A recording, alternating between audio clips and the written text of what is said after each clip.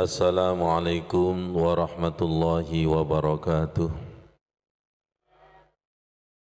Di dalam hadis disebutkan, sahabat pernah bertanya, "Ya Rasul, nanti pada hari kiamat panjenengan mengetahui umatmu itu seperti apa?" Rasul menjawab, "Ada 4 ciri umatku. Satu, badannya bercahaya karena asar wudu. Dua, mukanya bercahaya karena athar sujud. Tiga, menerima catatan dengan tangan kanan. Empat, badannya diliputi cahaya." Sujud ini termasuk ciri umat Nabi Muhammad. Jadi senang kalau kita itu ketemu dengan ayat-ayat sajadah. Ada berapa tempat ini? Ada 5 tempat ayat sajadah. Semoga saya dan jenengan dicintakan sujud. Kalau dicintakan sujud, lihat keutamaan sujud tilawah. Hadis tentang pahala sujud tilawah. Tadi Rasulullah bersabda, apabila anak Adam membaca ayat sajadah, lalu dia sujud, maka setan akan menjauhinya sambil menangis dan berkata, "Celaka aku, anak Adam diperintahkan untuk sujud, maka dia sujud dan baginya surga, sedangkan aku diperintahkan untuk sujud namun aku tidak sujud, maka bagiku neraka." Hadis riwayat Ibnu Majah. Keutamaan sujud tilawah adalah sebagai tanda ketaatan. Kenapa? Kalla la tuti'hu wasjud waqtarib.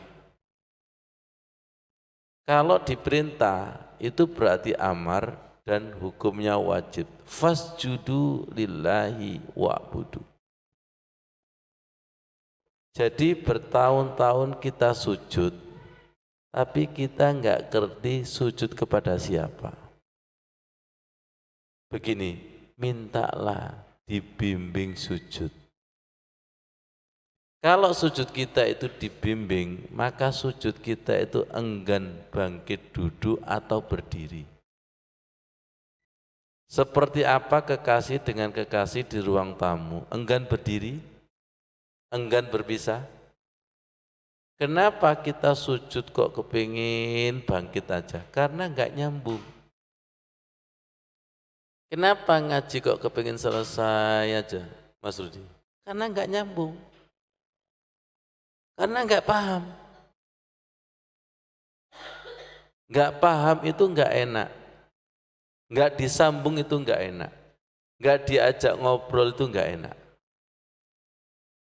Kembali lagi kami tegaskan, kalau sudah dijatuh cintakan sujud, kemudian ketemu ayat-ayat sajadah, tadi ya, kalla la tuti'u wasjud waqtarib fasjudu lillahi wa'budu.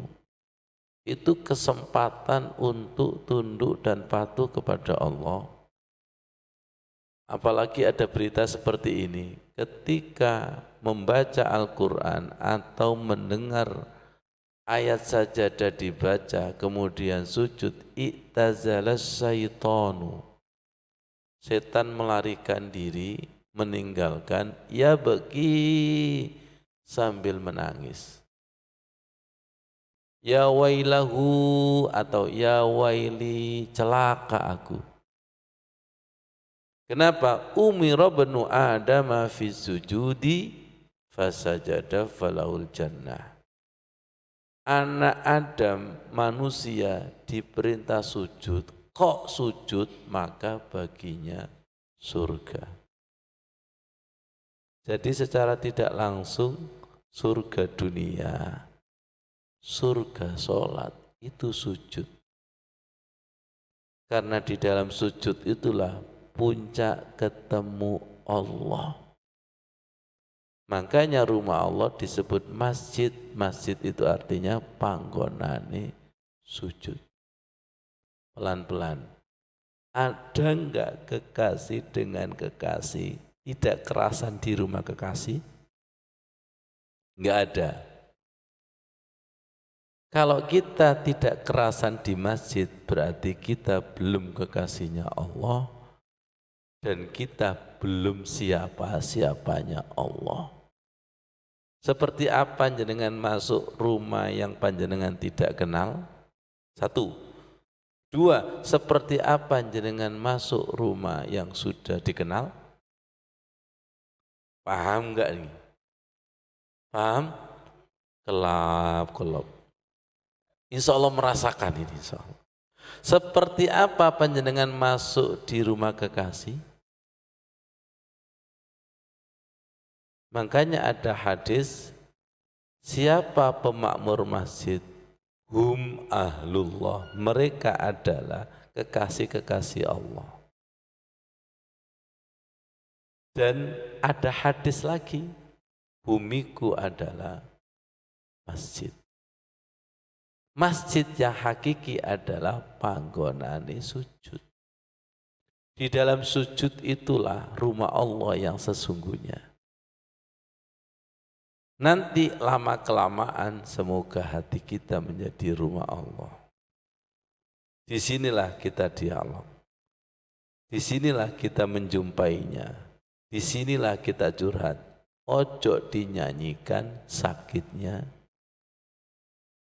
Kalau panjenengan menyanyikan sakitnya di sini berarti baitus syaiton, rumahnya setan. Hati itu rumahnya setan, tandanya yuwaswisu sesegalau.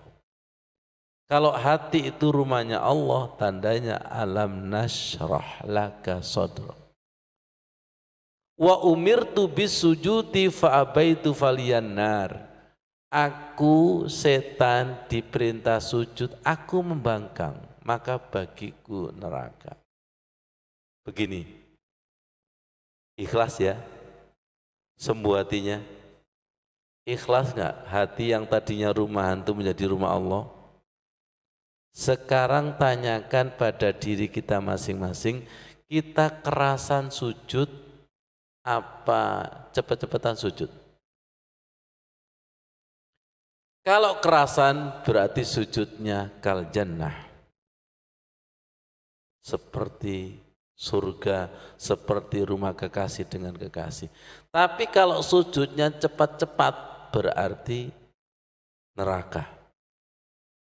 Pelan-pelan, sujud kita sering nur apa nar. Kalau enggak betah sujud berarti nar. Iblis disuruh sujud kepada Nabi Adam enggak mau. Aba wastakbara. Mereka enggan dan sombong.